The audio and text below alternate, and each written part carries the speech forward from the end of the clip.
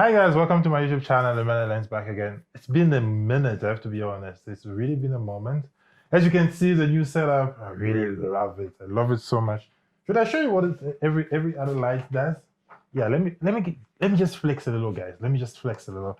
As you can see there, I have background lights, got my key lights over there, and I have a small hair light. I don't have a remote for the other one. It's just a practical lights. I just put like a small LED light in there. So that's pretty much what it looks like now. So we have better lighting, but the only issue is that it takes a lot of fucking time to put it together. So, and I don't have that much time to be posting video that looks this much produced. That's why I haven't posted in some times. Oh, sorry for the noise. I was watching the game. Let's lower it all together. It's just part of the video. Sorry about that. I'm a very huge soccer fan. Arsenal all the way, the biggest team in England. Yeah, I'm digressing. So, as you've seen on in the title, we're talking about vintage lenses and why I am falling in love with them. If you don't know what a vintage lens is, literally is a lens that is pretty old, vintage. A simple example. So I have a Nifty 50 here. You guys all know this this lens. This is one lens where every photographer should at least have in their bag, camera bag. This is the Nifty 50 Canon 50mm 1.8. The STM version, the latest one, which I think they're also going to discontinue anytime soon because it's changed to RF mount. So this is a modern lens. As you can see, you have electronics over there. So I don't know if you can see it properly in the video. I don't really care, but you know this lens. So there it is. You have electronics and everything. Focus by wire. It's an STM lens. Very silent. Very good for video. You should have this lens. You should. If you want a video on what's in my camera bag, even though I really don't shoot a lot of outside things, I'll do it, even though I don't have a camera bag, but fine. I'll do that. And then let's come back to something that's very popular as well. This is the Helios M44 lens. A lot of people know this lens. It's a very old vintage lens with clicked apertures and everything. As you can see, very old. Everything works like super manually. This lens is super clean. There's just a little bit of dust there. I don't advise you guys to do this, but I'm doing it. I really don't care. But it's a very, very popular lens now, especially in cinematography. It gives you those swirly bokeh. I'll do a photo shoot with this, but I have to do it outside, behind the tree. I don't do shoot a lot outside. But it's a very, very beautiful lens that gives you really, really nice swirly bokeh. So this is a vintage lens that goes into like something like this. This is a film camera. I love the sound. Can you hear this, guys? It sounds like photographic orgasm. So beautiful. So it goes onto a camera like this that uses film. If you haven't shot film in your life, you should shoot film. I do have a film camera that I don't shoot a lot though, but I think I'll get into that. But for the moment, it's just that I'm really enjoying, you know, I was on the market for a 200mm lens, and those things are super expensive. Then I fell upon this one. This is also a M44 mount. So M mounts, it's all those screw-on mounts.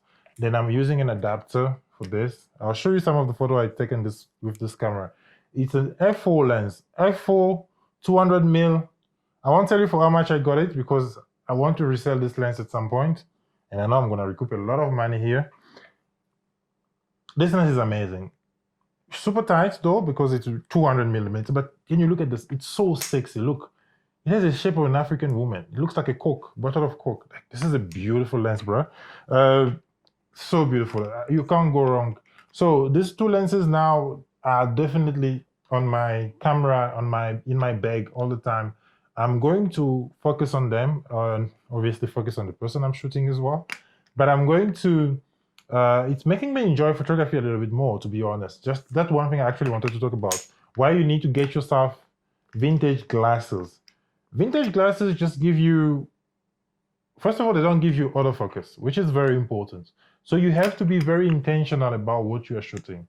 You have to be very intentional about what you're showing in the camera because you have to focus everything manually. That's very, beautiful per se. You know, now I respect those old street photographers, portrait photographers, and so forth and so on that used to shoot with these glasses, because you had to be patient to capture your photo.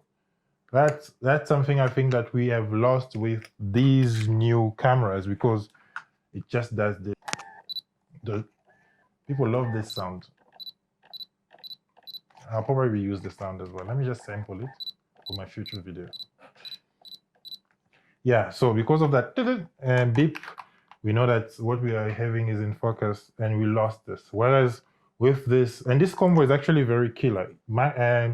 A crop sensor camera, very light, very discreet, very light lens. This for a 200 mil, this light is very lens. This lens is very light. That's what I wanted to say. This lens is super light, and it has the lens hood built in. I'll do a proper review about it, but I just wanted to tell you why I picked up vintage lenses.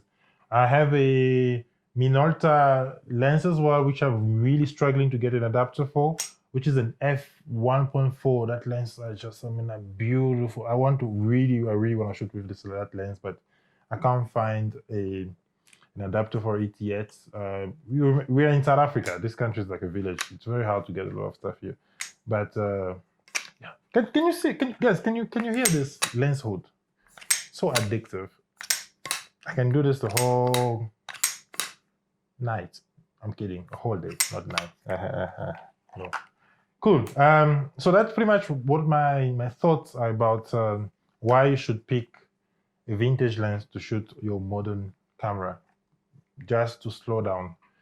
Another challenge I actually want to give myself is I want to put a 4 gig memory card in my cameras so that I just slow down on shooting. By the way, this is my 650 with Magic Lantern inside. An amazing camera, to be honest. The colors are really, really good. And I'm shooting on a 600D, which is like a 11-year-old camera, I think, from Canon. And you guys know I've done a review on this camera, which I'll link below.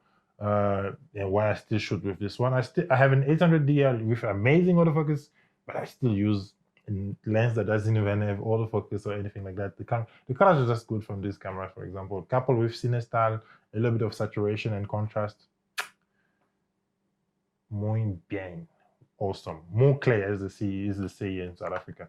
Guys, I'll see you in the next video. Keep in touch, and all the best in anything that you do.